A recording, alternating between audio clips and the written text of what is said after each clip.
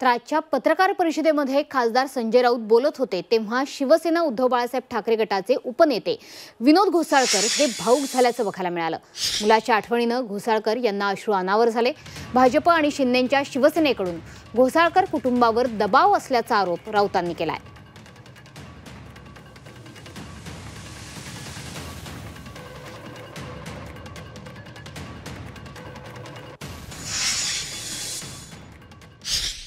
विनोद घोसाळकर हे शिवसेनेच्या स्थापनेपासून शिवसैनिक आणि आता उपनेते। त्यांच्या घरामध्ये त्यांच्या मुलाचा एक दुर्दैवी प्रसंग घडला। त्यांच्या सुनबाई शिवसेनेच्या नगरसेविका होत्या। खरं म्हणजे मला लाज वाटते भारतीय जनता पक्ष आणि शिंदे गटाची।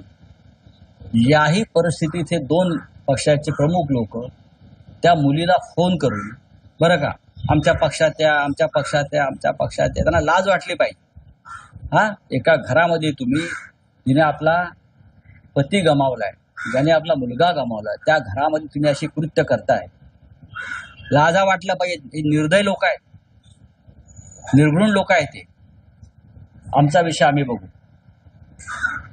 ते पक्षात आहेत, पक्षाबरोबरच आहेत आणि त्यांची सुनबाई सुद्धा पक्षातच। ज्या विनोद घोसाळकर यांनी इतके वर्ष शिवसेनेत काढली, त्यांचा मुलगा गमावला, त्या माणसाला 4-4 वेळा बोलवून, कधी मातोश्रीत बोलून, कधी भांडूपच्या घरी बोलून त्यांना शपथ घ्यायला लावतायत आणि 10 वेळा छाती फाडून दाखवायला लावतायत की बाबा माझ्या हृदयामध्ये आपणच आहात, उद्धव ठाकरेच आहात। ही वेळ का आली, आज त्यांना पुन्हा मीडियासमोर का आणले, याचा विचार आपण करा। जर जे तुमच्याकडेच आहेत, मनापासून आहे, तर 10-10 वेळा लोक मीडियासमोर का आणताय? जमीन भुसभुशीत लागली तरच लोक त्या ठिकाणी शेती करायला जातात।